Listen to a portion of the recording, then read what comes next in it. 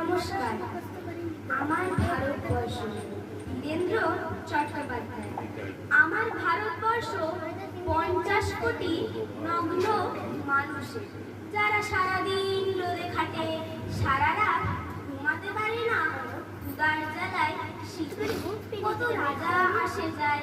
ইতিহাসে ঈর্ষা আর দেশ, আকাশ বিষাক্ত করে, জল কালো করে, বাতাস ধোঁয়ার কুয়াশায় ক্রমে অন্ধকার হয়।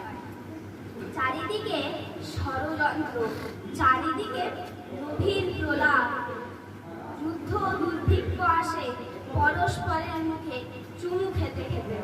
মাটি কাঁপে সাপের ছোবলে, বাঘের খাবার।